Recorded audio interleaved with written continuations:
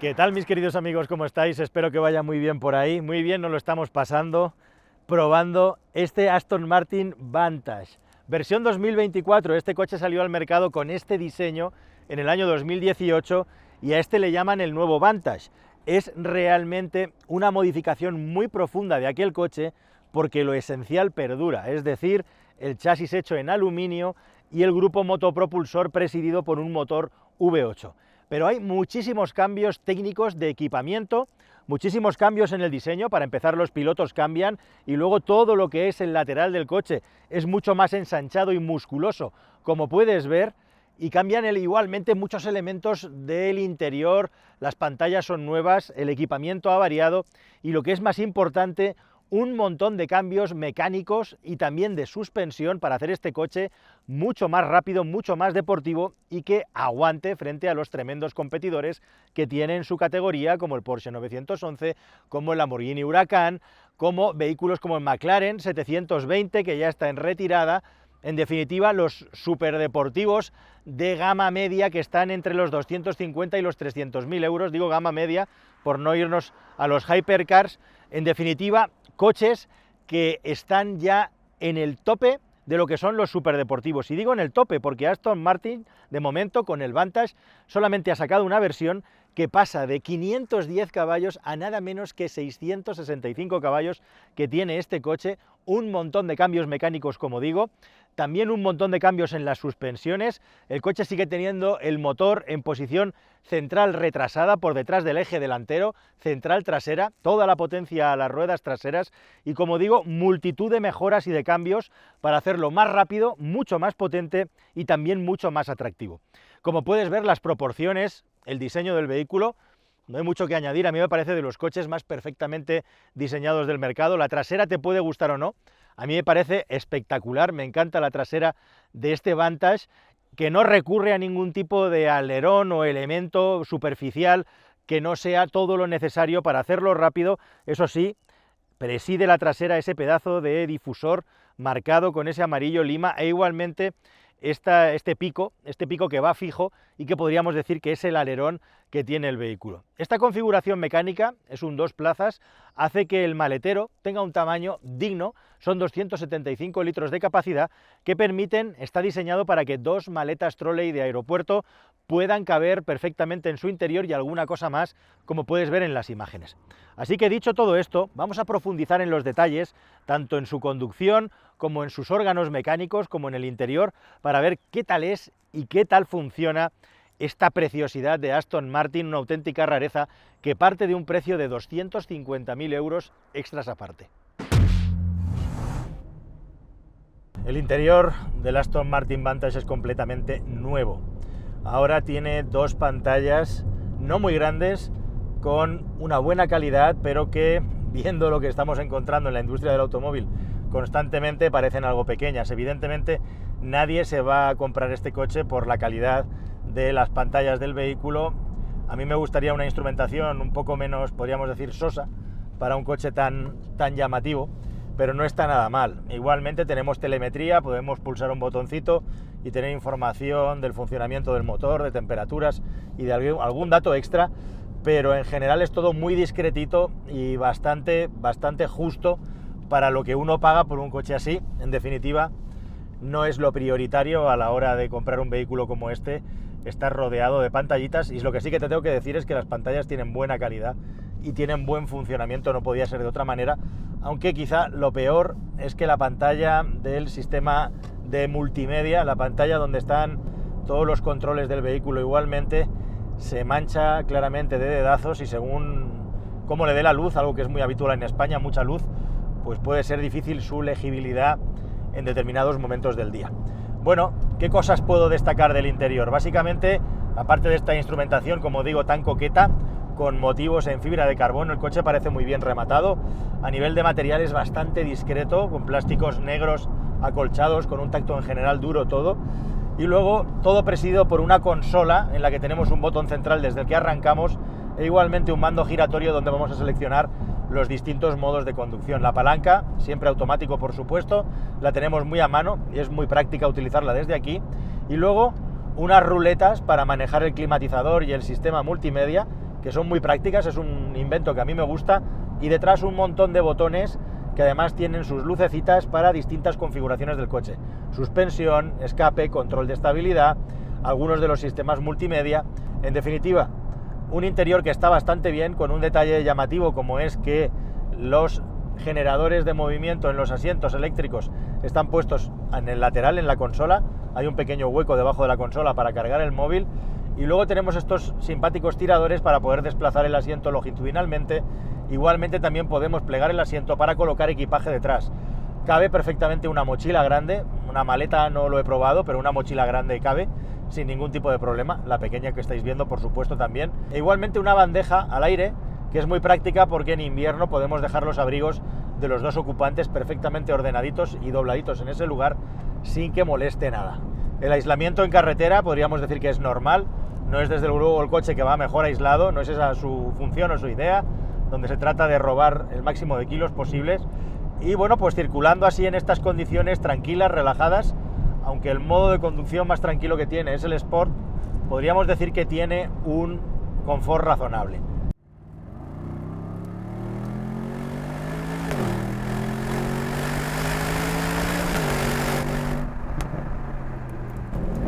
¿Cómo se siente conducir esta máquina?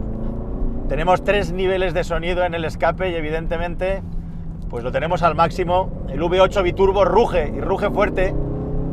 El régimen máximo llega a las 6000 vueltas, que no es una exageración, pero el sonido es bonito, es interesante. Lo que más sorprende con diferencia de este coche, y como no puede ser de otra manera, es cómo se aguanta virando plano. Los esquemas de suspensión, ahora hablamos un poco de la parte técnica, están orientados a hacer una conducción deportiva a fondo. La suspensión trasera ha mejorado, lleva ahora los mismos amortiguadores que hace tiempo lleva la marca Porsche en el eje trasero, y eso se nota bastante. Y bueno, entrando ya un poquito en materia, me llama la atención el tacto de la dirección y del freno tienen su aquel. Aston Martin dice que este coche es un superdeportivo, pero que está pensado para que aquellas personas que no tengan capacidades de pilotarlo se sientan a gusto con él conduciéndolo en el día a día. Y eso se nota en el tacto de la dirección y también en el tacto del freno. El tacto del freno no hay ningún reproche, el coche frena muy bien y con las distancias que uno espera de un vehículo como este, pero es un pelín blando en el inicio del recorrido para lo que uno espera de un superdeportivo. Por lo demás, tienes dos opciones, los frenos de fundición de hierro normales o los carbocerámicos, que le restan 27 kilos de peso y que son una ayuda para hacerlo dinámicamente aún más deportivo.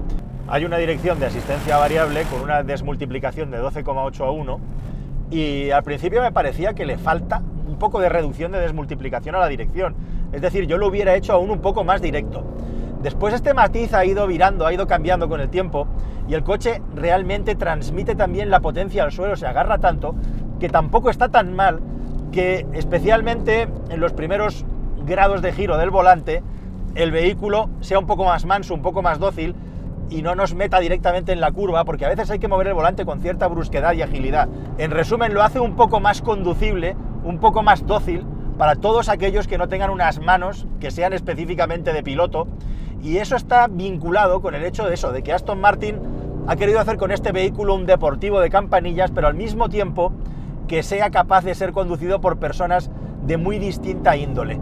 A mi juicio le falta eso, un poquito más de tacto directo en la dirección y un poquito más de tacto en general, pero no me ha venido mal en una carretera de montaña como esta en la que estoy conduciendo ahora, de una manera bastante rápida. Al final la precisión con la que puedes inscribir el coche en las curvas, gracias al viraje plano y a que efectivamente responde a las solicitudes de la dirección de una manera muy inmediata y directa, pues no noto nada especialmente negativo en ese aspecto.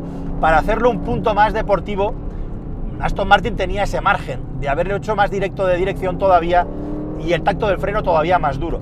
Son peajes que han pagado para hacer que el coche sea algo más dócil y manejable para aquellos que no vayan a hacer esta conducción durante todo el tiempo. La potencia máxima la da a 6000 vueltas, pero el cambio te permite subir hasta las 7000 para ejercer el cambio de régimen de 7 a 8. Normalmente no te lo vas a encontrar y ya entramos en la zona roja. Y un aspecto verdaderamente a resaltar y característico de este coche son los asientos, rematados en fibra de carbono y con un muñido muy apropiado pero bastante ligero. Además, las orejas son completamente duras porque tienen la pieza de fibra de carbono, y aunque el coche no tiene una altura extremadamente baja y hay un espacio bastante grande para salir y entrar, se entra y se sale mejor que en otros deportivos, al final la mayor barrera que tenemos es justamente la parte del asiento que recoge la cadera y recoge la parte superior de los muslos, que tenemos que sobrepasar, tenemos que saltar entre comillas, y es lo que más nos frena para tener una entrada y salida apropiada. Pero la sensación que hay en el interior del coche es de suficiente altura, salvo para tallas ya que pasen del 1,85 m, y no es de los más difíciles de acceder y desacceder, con ese detalle, como te digo, de los asientos, que son verdaderamente espectaculares. ¿Estás pensando en comprar un automóvil nuevo? Pues entra en carwow.es y ahorra más de 4.000 euros de media. Entras, configuras uno o varios modelos y ya está. Vas a empezar a recibir ofertas gratis y de concesionarios directamente en el dispositivo que elijas. Pero ojo, tranquilo, no te va a molestar nadie. Solamente contactarán contigo cuando tú tomes la decisión. ¿Tienes dudas entre varios modelos? Es normal. Entras en carwow.es y miras las reviews. Probamos todos los coches y cómo se actualizan y te lo contamos de la manera más detallada y honesta posible. Infórmate, elige y ahorra con carwow.es. Es tan cómodo como ponerse el cinturón en este coche. Y ahora a seguir disfrutando del vídeo. Venga, ¡vámonos!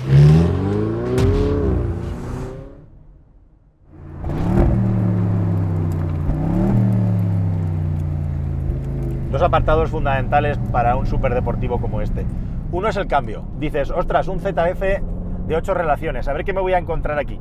Al principio en la carretera de montaña me he puesto a conducir con las levas, modo manual, cambiando yo, y luego he hecho el cambio.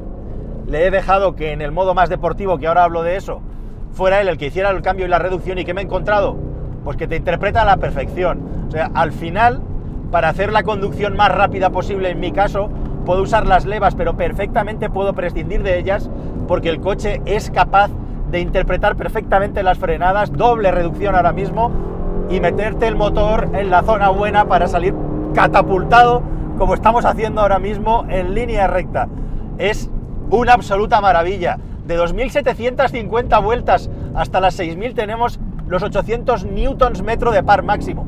¿Te puedes imaginar cómo puede salir de las curvas?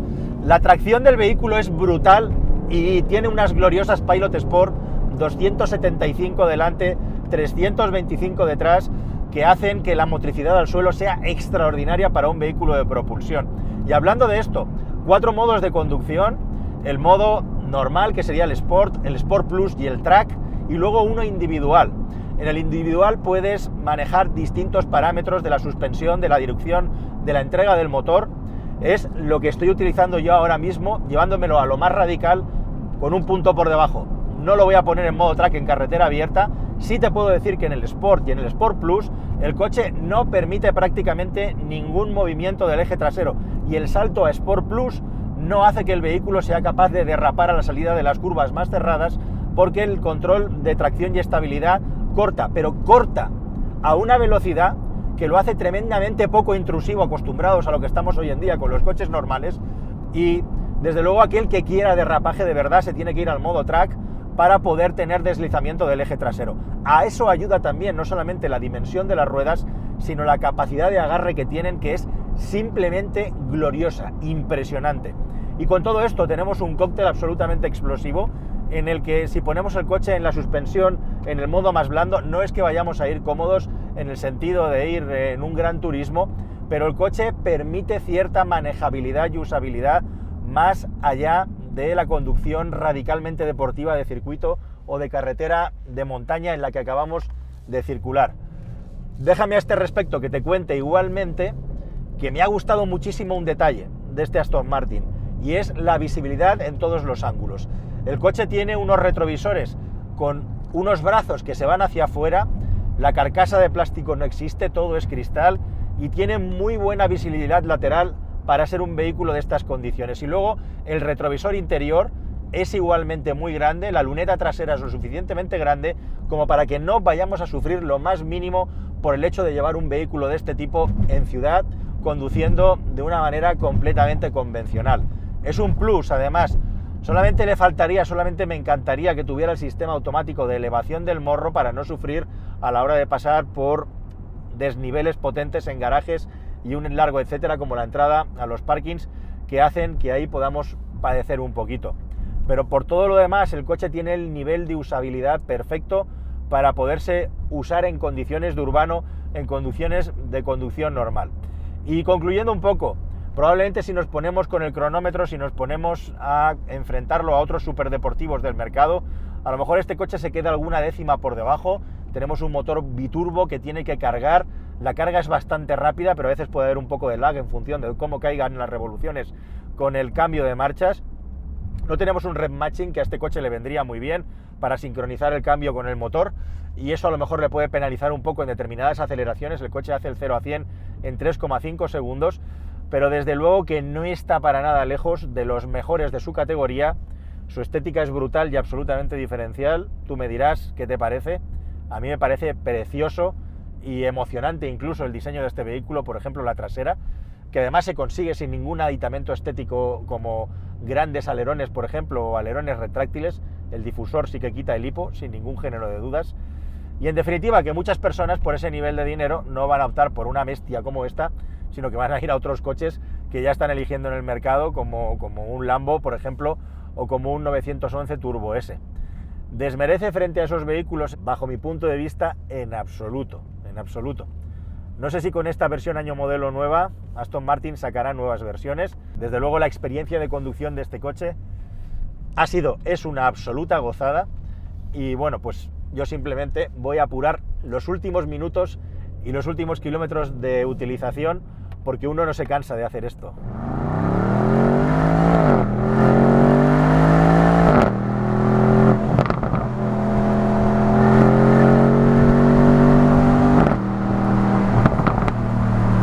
El aumento de la potencia de 155 caballos es obviamente muy notable. Son también más de 100 Nm de par. Cambios en los perfiles de las levas, relación de compresión optimizada, lógicamente turbos de mayor tamaño y mucha más refrigeración, tanta como un 50% más de aire que va a los radiadores. El motor lleva detrás un travesaño que ya existía anteriormente, pero que ahora aumenta su rigidez.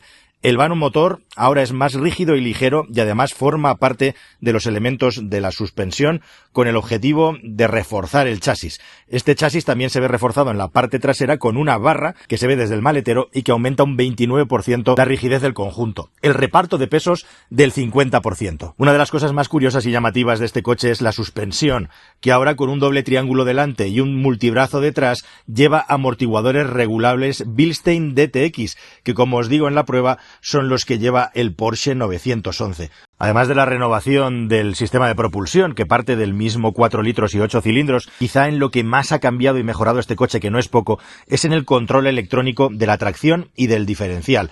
El sistema eDiff lleva un acelerómetro con 6 sensores, 6 puntos, que intentan hacer, según la marca, una fotografía de lo que está pasando exactamente entre el vehículo y las ruedas para dar el máximo agarre en cada momento. Gracias a este sistema y al diferencial autoblocante que lo gobierna, la conjunción con el ESP hace que pueda pasar de 0 a un bloqueo completo en solo 135 milisegundos, y es capaz de reaccionar en solo 60 milisegundos si se necesita la participación del vehículo para modificar la trayectoria porque nos estamos pasando. Una característica nueva con toda esta electrónica es el sistema de tracción de control ajustable ATC, que tiene hasta 5 modos. Uno de ellos desconectando completamente el ESP. Cuando conectas los modos más avanzados del ATC se desactiva el control de guiñada del ESP para que no tengas frenadas bruscas en la aceleración, algo que es muy desagradable, especialmente en un coche tan deportivo como este. Entre los niveles 6 y 8 de configuración permiten un deslizamiento mayor de las ruedas traseras, con lo que puedes controlar derrapadas muy largas, algo que desde luego solo es recomendable cuando circulas por un circuito. El precio del vehículo ha crecido en relación a los cambios que ha habido en el chasis y el grupo motopropulsor, además del equipamiento, aumento de potencia, y ahora parte por los 250.000 euros, que es el coste que tienen las versiones más deportivas de los vehículos con los que compite. Un verdadero vehículo de ensueño y una joya, una rara avis, un cisne negro con el que soñar circulando por las carreteras. ¿Y a vosotros qué os parece? Espero que os haya gustado este vídeo, queridos amigos. Hasta el siguiente. Adiós.